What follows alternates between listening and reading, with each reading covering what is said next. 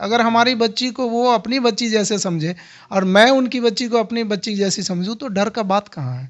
लेकिन बच्चों को जितना आप फ्रीडम देंगे, आप अपने से बोलने के लिए, आप अपने से तर्क करने के लिए मौका जितना देंगे। और घर का माहौल ऐसा हो गया कि पूरा मैथमेटिशियन टाइप हो गया। तो मैं बोलता था बेटा अभी इंडिया में छोड़ दो, मैं पैसा देने के लिए तैयार हूँ, बाहर चलो। तो देखिए बेटी ने जो है वो सपना पूरा कर दिया है, हम लोग अब बाहर जाएंगे। संप्रीति के पापा और चाचा भी हमारे साथ है। सबसे पहले तो आप दोनों का स्वागत। Thank you. आपका भी स्वागत है। Thank you. संप्रीति के चाचा से हम जानना चाहेंगे कि आपको कैसा लग रहा है, आपकी भतीजी अब लंदन में जाएगी, विदेश में जॉब करेगी। बहुत अच्छा लग रहा है।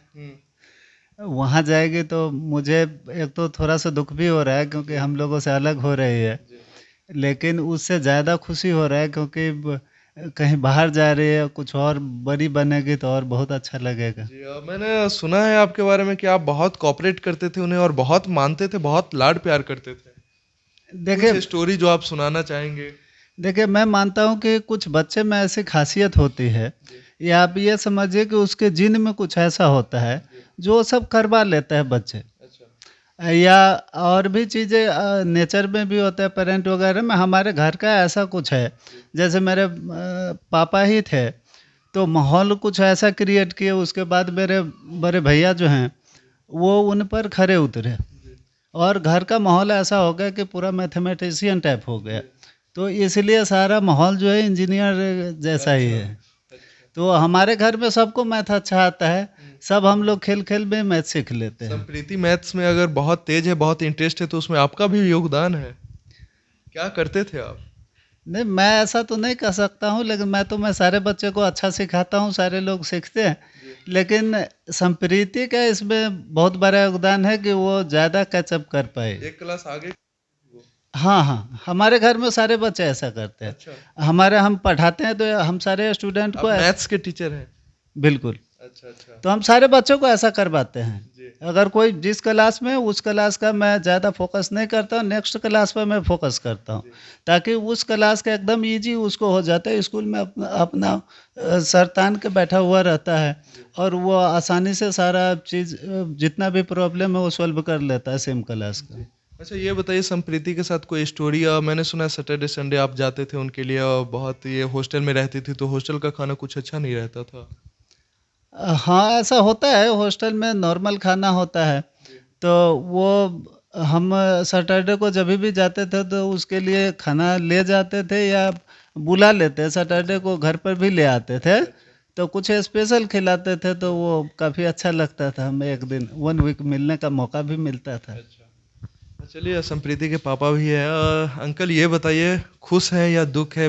बेटी को विदेश में जॉब मिला इस वजह से खुश है या फिर बेटी से दूर होने का दुख है?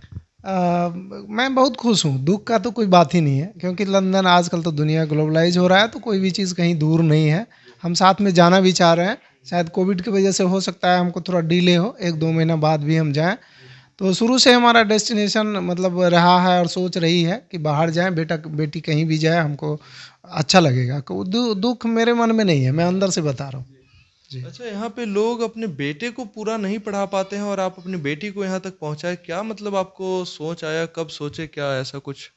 देखिए हम तो एयरफोर्स में थे पहले, और मैं वहाँ पे हमारे इन्वायरमेंट जो मिनी इंडिया का रहता है, सारे लोग रहते हैं। आप देखेंगे हमारे यहाँ जो माहौल था, बिहार में इस तरह का है, यूपी में इस तरह का है, लोग बेटों को ज़्यादा ये देते हैं। लेकिन आप देखेंगे केरला, साउथ है, बंगाल है, उन लोगों को लड़का या लड़की हो एक ही बच्चा, वो लोग ज़्यादा बच्चों को जेंडर को लेकर ज़्यादा डिस्क्रिमिनेशन वो लोग नहीं करते हैं। तो वो हमारे अंदर हमको उन लोगों से सीखने मिला। और हम देखें कि बच्चा पॉपुलेशन तो ऐसे ही हमारा देश का बहुत ज़्यादा है, और बच्चे बच्चियों में फिर बच्चे के चक्कर में, लड़का के चक्कर में भी और ज़्यादा एक कारण है, आप देख रहे होंगे जनसंख्या बढ़ने का ये बहुत बड़ा कारण है। और बच्ची हमारा जो नाम दी है, आज देख ही रहे हैं आप लोग। तो उससे अब क्या कह सकते हैं, कौन सा बेटा है, कौन सा किसका बेटा है जो हमारी बेटी से ज़्यादा प्राउड फील करा रही है। अच्छा, ये बताइए, आपको ऐसा लगा था, विश्वास था कि बेटी इतना बड़ा नाम करेगी? हाँ, इतना बड़ा स्पेसिफिक तो नहीं कहेंगे, लेकिन ये था मन में कि बच्ची अच्छा करेगी। और कई बार मेरी वाइफ है, बच्ची है, एयरफोर्स में तो बहुत जगह घूमी है इंडिया में, तो कई कई बार बोलती थी पापा आप घूमने चलते नहीं है, चलिए। तो एक्चुअली एयरफोर्स की वजह से मैं पूरा अपना इंडिया में हर जगह लगभग रहा हूँ, तो मैं बोलता था बेटा अभी इंडिया में छोड़ दो, मैं पैसा देने के लिए तैयार हूँ, बाहर चलो। तो देखिए बेटी ने जो है वो सपना पूरा कर दिया है, हम लोग अब बाहर जाएंगे। अच्छा, घर पे किस प्रकार का माहौल रहता था इंटरव्यू के दौरान? इंटरव्यू के दौरान थोड़ा सा एकदम पिन ड्रॉप साइलेंट। बेटी भी मेरी पढ़ाई वढ़ाई के मामले में और इस सब के मामले में काफ़ी सीरियस है। मेरी वाइफ भी पढ़ाई के मामले में बहुत सीरियस है। बच्चे को एकदम रूम बंद करके और पूरा ये करती है।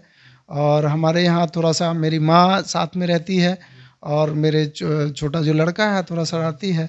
तो मैं स्पेशली इंटरव्यू के दिन छुट्टी लेके और उन लोगों को कंट्रोल करने के लिए छुट्टी लेता था। जी। और बैंक में आप काम करते जी हैं जी किस जी, पोस्ट पे से? मैं यहाँ कैश अफसर में हूँ, कुर्जी में। अच्छा जी। अच्छा, तो ये बताइए आपको कभी ऐसा लगा था कि बेटी किस फील्ड में जाएगी, बचपन में ऐसा कुछ सोचे थे? और मैं देखिए फील्ड तो नॉर्मली इधर जो है मेडिकल और इसका होता है, तो हमें ये पता था कि हाँ इंजीनियरिंग में ही है, मैथ अच्छा है, शुरू से ही बोलती थी कि इंजीनियरिंग में जाना है। मैडम क्या करती है? मैडम असिस्टेंट डायरेक्टर है प्लानिंग एंड डेवलपमेंट में। अच्छा। यही होता है शिक्षित परिवार होने का फ़ायदा कि ना बेटा में फ़र्क करते हैं, ना बेटी में फ़र्क करते हैं। बल्कि जितना ज़्यादा हो सके सपोर्ट करना चाहिए। और अगर आप हाँ, आज़ादी के बारे में आप कह रहे थे कि बच्चों को जितना फ्रीडम छोड़ा जाए, और शेरनी वाला जो बात आप कह रहे थे कुछ देर पहले, वो हम चाहेंगे कि एक बार फिर से कहें। ना बिल्कुल, बच्चे को आप जो है जितना फ्रीडम देंगे, जितना घर में बोलने देंगे, आप उसको ज़िद्दी कह लीजिए, बहुत लोग उसको ज़िद्दी कहते हैं। अब ज़िद्दी का बात तो नहीं है, गलत चीज़ के लिए भी ज़िद होता है, बच्चे खिलौने के लिए भी ज़िद करते हैं। लेकिन बच्चों को जितना आप फ्रीडम देंगे, आप अपने से बोलने के लिए, आप अपने से तर्क करने के लिए मौका जितना देंगे, आप अपने से इनफैक्ट इनको दूसरी भाषा में कहिए आपसे जितना बच्ची लड़ेगी तभी तो वो बाहर में सड़क पे, क्योंकि लड़कियों के लिए तो ये बहुत बड़ा इशू है। तो उनको लड़ना, उनको तर्क करना, उनको समाज को फेस करना और एंटी सोशल को फेस करना, तो करेज आप नहीं दीजिएगा तो बाहर उनको और दूसरा कौन देगा। समाज में जो आजकल भेदभाव के माहौल चल रहे हैं, अब तो खैर बहुत हद तक कम हुए हैं, लेकिन जो पेरेंट्स अभी भी भेदभाव करते हैं उन्हें क्या कहना चाहिए? देखिए पेरेंट्स का ही टोटल मैं दोष नहीं दूंगा, इसमें तो सोशल सिक्योरिटी एक इशू है। जी, गवर्नमेंट का भी इशू है और जो बच्चियों के साथ, महिलाओं के साथ जो हमारे देश में जो घटनाएं होती हैं, तो स्वाभाविक है पेरेंट्स का भी डर थोड़ा सा उसमें जेन्युइन है। लेकिन मैं कहूँगा कि सोसाइटी से एक दूसरे को, हम भी एक पेरेंट है और हमारे पड़ोसी भी एक पेरेंट है। अगर हमारी बच्ची को वो अपनी बच्ची जैसे समझे और मैं उनकी बच्ची को अपनी बच्ची जैसी समझूँ, तो डर का बात कहाँ है। बहुत धन्यवाद। ये संप्रीति के पापा थे, संप्रीति के चाचा थे। हमसे बात करने के लिए सभी का बहुत शुक्रिया। आपने हमारे चैनल को अभी तक सब्सक्राइब नहीं किया तो चैनल को सब्सक्राइब कर ले, फेसबुक पेज को भी लाइक कर ले। Thank you so much.